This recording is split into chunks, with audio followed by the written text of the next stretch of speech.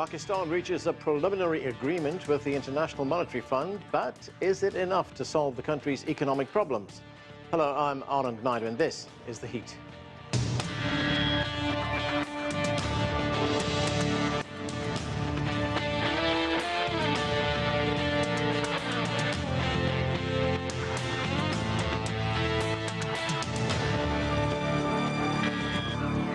In July, the IMF agreed to revive a $6 billion bailout package for Pakistan. The country has been embroiled in an economic and political crisis since Parliament ousted former Prime Minister Imran Khan in a no-confidence vote in April. The new government, led by Shehbaz Sharif, has had to make some tough concessions to meet the IMF demands, including ending government subsidies on fuel and electricity. That's led to public outrage over rampant inflation, soaring food and fuel prices, and power outages. For more on Pakistan's challenges, let's bring in our panel. Joining us from Beijing is Zoon Ahmed Khan. She's a research fellow with the Center for China and Globalization.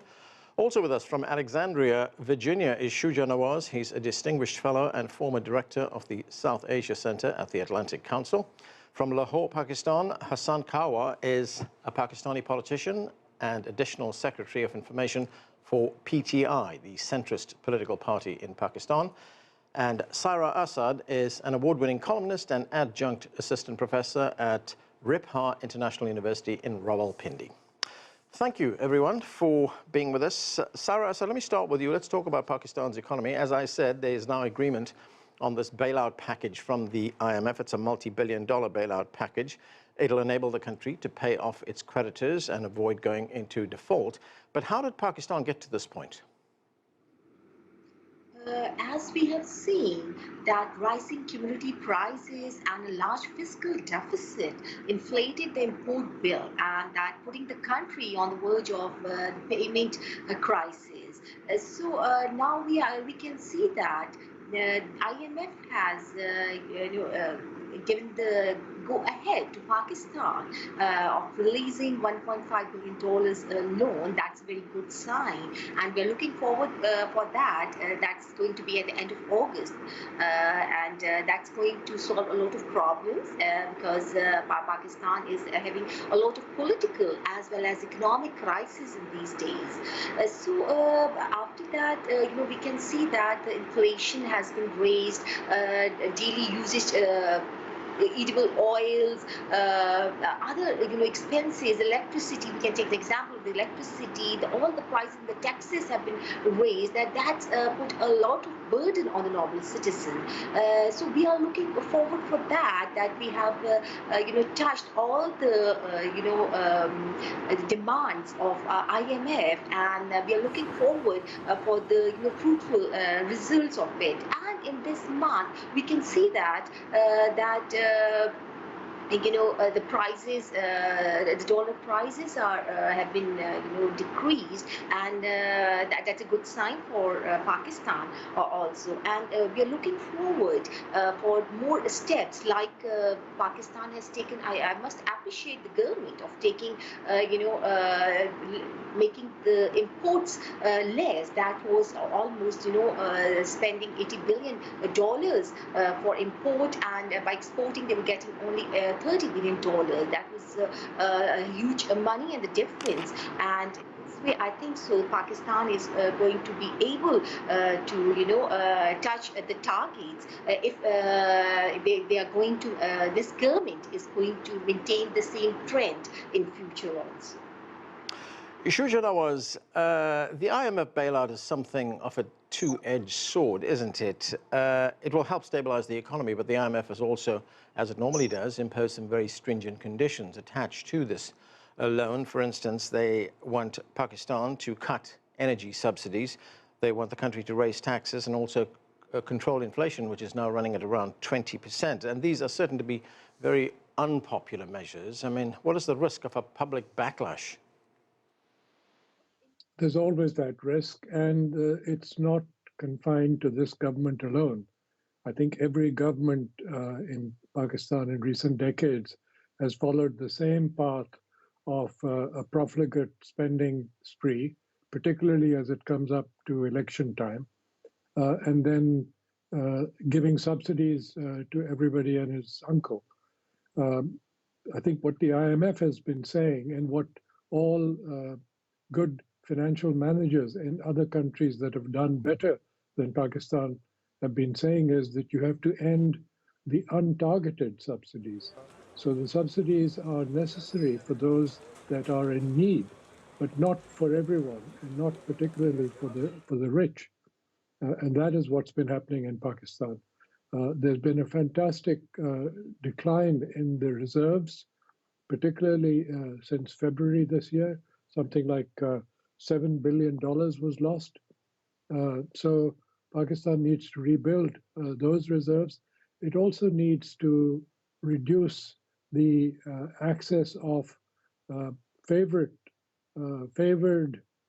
entities, including civil and military, as well as the business houses that have relied on government subsidies and support over the years, instead of going out and competing in the world and increasing Pakistan's exports. As Saira was saying, it's critical that Pakistan starts exporting more and reducing its imports, and it goes back on a growth path, which will take it above the 6 to 7% growth rate per year. It cannot afford to muddle through any longer at 3 and 4%, because its population has been growing unfettered, and that has created a problem. It was often said about Pakistan that it's not a question of the glass being half full or half empty. It's a question of the glass becoming much bigger with every year. Right. And Shuja, how much of, I guess, a balancing act is this for the government? Because on the one hand, they would have to impose these very unpopular measures, but they could pay a cost at the ballot box, couldn't they? Of course. But, you know, they still have about a year to turn things around. And if inflation can come under control domestically, of course, they have no control over the inflationary influences that are coming from abroad or from the war in Ukraine. So that is something that's beyond their control. But oil prices, energy prices, if they continue to fall, will certainly help Pakistan with its energy imports. So that'll be a big help. They also need to cut unproductive expenditures. And this is really the key, that instead of providing these untargeted subsidies to state-owned enterprises particularly, that are not profitable because they're doing well, but they're profitable because they're being protected. So that needs to change. Zoon, one of the other consequences of this IMF loan is that it will open up additional funding for the country. It will bring some confidence to the country and possibly give the country access to other sources of funding. What is your assessment of the economy right now and the measures being taken, and where do you think these other sources of funding could come from? Firstly, Anand, thank you for having me. I think maybe I'll go back to the question of how, in my view, what is the major challenge that Pakistan faces? And in all of this, the fact that we are running a country on a deficit for far too long, and for governments, for individual governments that are elected, the real issue is that they are just not thinking long term. They are in office for a few years, and just like Mr. Shuja mentioned, and also Saira mentioned earlier, that towards the end of their term, it seems as if they're likely to increase expenditure. And that's where, like you said, the IMF is a double-edged sword. It is going to help if we follow these, basic policies that are being recommended for Pakistan in the long term. It will help us to remain afloat and think about targeted subsidies. But in the short term, that really means a very bitter pill to swallow, and that could make every government relatively unpopular, and hence risk the possibility of gaining the next upcoming term. So that's where I think the economic policy is just not long term, and it is something that probably all parties need to come together to determine.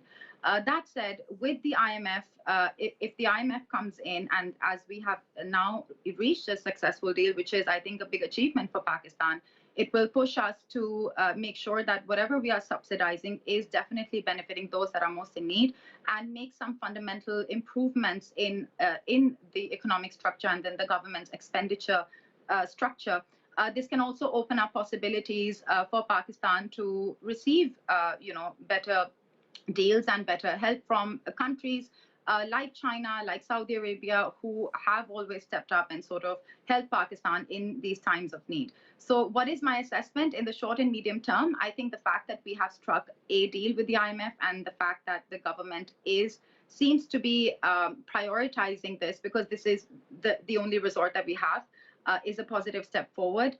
Am I optimistic? I think for now, they will really need to manage the sentiments of people. And that means very targeted subsidies. And that also means, I think, it seems impossible in the current domestic political climate. But on some level, all of the political parties have to think about a way to agree on some basic fundamentals to keep this ship afloat, because our population is very young, it's increasing, and our economy is just not growing at that pace. So if they're not able to reach consensus, then we do not have a very positive trajectory to look forward to. Then it's always going to be about successive governments pushing the blame on each other, Right. and consequently becoming worse off by the term. Hassan Kawa, to what extent has political instability in the country contributed to the economic crisis or exacerbated it to some extent? I mean, as we said in the introduction, the former Prime Minister Imran Khan, he was ousted in a no-confidence vote. He remains a very popular leader. He has a very big following in Pakistan. And to what extent will that complicate efforts by the current Prime Minister, Shehbaz Sharif, to repair the damage? I think very, very valid question. I think the roots of the current economic crisis are totally based in the political crisis. It's not the first IMF program that Pakistan has gone into. It's probably 22nd or 23rd IMF program. And historically, Pakistan has been going to these programs because it has been running persistent current account deficits. Now, the only solution to that, of course, is to increase your forex inflows. And during the PTI's government, for the very first time in the last 3 decades, the exports were rising, the remittances were increasing, and then suddenly came this jolt. Now, to displace Imran Khan's government, all the other political parties had to join hands. And right now, if you look at the ruling coalition, it consists of about 12 or 13 parties. In any IMF program, by definition, you have to take difficult decisions, you have to take tough decisions. This government, by its very definition, is a compromise government, right? Because one government is kind of heading the coalition, but others are also part. They don't want to share the blame. So the coalition is very weak and does not have the political muscle to take tough decisions. Then there are some serious political friction. So, for example, the finance minister currently does not enjoy the confidence of the cabinet members or the government. Ex-Prime Minister Nawaz Sharif is exiled. He's in self-exile. He's based in UK. He had his former finance minister with him, who is trying to kind of run the policy from there. So I think that has also created a lot of confusion. And then the focus of the current government has been to cling on to the power. And I think that has also shifted focus. Now, amidst all this political instability, I think what has happened is that whatever tough conditions were given by IMF, government had to accept them. But for example, as Shuja was saying, that let's say you have to replace these untargeted subsidies with targeted subsidy. So any parallel work on governance, on improving systems has not happened. The price is being paid by the growth trajectory, which has been seriously compromised. The growth is coming down. Inflation is skyrocketing. People are losing jobs. Companies are closing down. And IMF program may resume, but I think it will be the people of Pakistan who will pay the cost, and primarily because the current government is not strong enough to run a solid program on a sound footing. Saira, Imran Khan has been campaigning pretty vigorously for there to be early elections, but the government is sticking to the timetable and says that the next elections will take place in 2023, next year. Why does Imran Khan want early elections? For early elections, I don't think so. That's going to be held within this year, as the government by itself is saying that they're going to, make it till August 2023. Maybe a few months earlier, they will be able to, help these elections. But Imran Khan is taking the campaign very seriously, and we can see by the results of the by-elections as well. It is seems to be gaining the power, but no doubt there was an economic imbalance and the political instability. That was the reason, and that was the reason of PTI win in Punjab. That is known as the PMLN's solid ground. But right now, what we can say that the way the dollar prices are coming down, and the trend that has been maintained by the government, if it's going to be like this, I think so. The time is going to be taken and going to be dragged till 2023, and I'm looking forward, and what I can see that that is going to be in 2023, but the political upheavals are side by side are going on, and uncertainty can be determined, but there is a tough competition on the ground, where we can see the power sharing and the coalition government. There is a wide gap between this all. Now the Punjab is under PTI, and the federal government is under PMLN, but there's a lot of differences, and the interference of the authorities is there, like Supreme Court has to intervene in this. So there are a lot of other issues are going on for that, and it is suggested, and we all are looking forward for a stable government to handle these all crises, because both the political and economic conditions are related to each other, and looking for, and the conclusion of all this fight and crisis, it depended on a stable government, and we just pray that the government should take a stance for at least to hold elections early in next year, or till the mid of the year. Shuja, of course, there are many moving parts in Pakistan right now, and one of them is a development that's just taken place, actually. Pakistan's Supreme Court has ruled that a candidate who was backed by the former Prime Minister Imran Khan can become the chief minister in the province of Punjab, which is the country's most populous province. The court ruled that he'd been unlawfully denied victory in an election that took place last month. Al Jazeera, the television network, reported that this decision by the court is likely to trigger political uncertainty in the country. What do you make of that decision and the impact it will have? Well, the Punjab is always looming very large in the politics of Pakistan. And I think, as Saira also pointed out, the difference between the federal government and the provincial governments tend to get exacerbated over time. The PTI obviously controls the Punjab now, and they will be able to use that muscle to pressure the current government.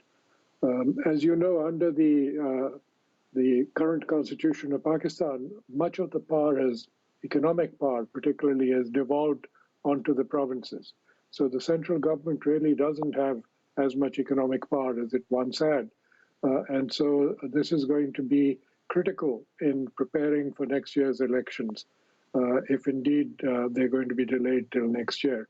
Of course, you cannot remove the possibility of crises within the country, and the upsurge in terrorism that has occurred, particularly after the killing of Zawahiri and the reports of the Taliban re-emerging in Swat, are troublesome and concerning. And I think the government will need to be very careful that it doesn't provoke an internal security crisis, right, which adds to the economic difficulties. Zoon, the Pakistani newspaper, the Express Tribune, warned a week ago that the crisis in Pakistan could lead to the country facing a similar fate that faced Sri Lanka, where we saw in the last few weeks there was popular discontent with the government. In fact, it led to a very popular uprising as well, which also led to the country's leaders fleeing the country. Do you think there's any credence to that warning that a similar fate could befall Pakistan? Well, I think this is a discussion I've had with quite a few people, especially Sri Lankans or those observing South Asia. It is true that simultaneously both countries have faced a lot of economic challenges. And in Sri Lanka, we saw really how fast the situation escalated and became violent to a great extent. I think in Pakistan, for a very basic fact, that our population is not that concentrated in urban centers and very distributed in a very big, basically landmass geography. So that kind of mobilization that Sri Lanka had is, first of all, not really possible in Pakistan. I mean, that's just a very practical consideration and practical aspect.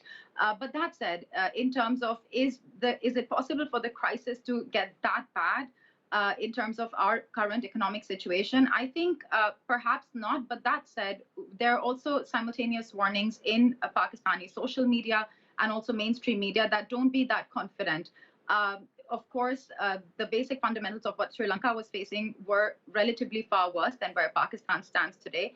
But that said, we need to have a tangible, coherent economic policy. We need to, on some level, develop a consensus on this. And that is the only way that projects in Pakistan that are supposed to increase Pakistan's capacity to become a more sustainable economy, to generate more revenue, such as the China-Pakistan economic corridor, they're only possible if we are able to provide an environment that is friendly for investors.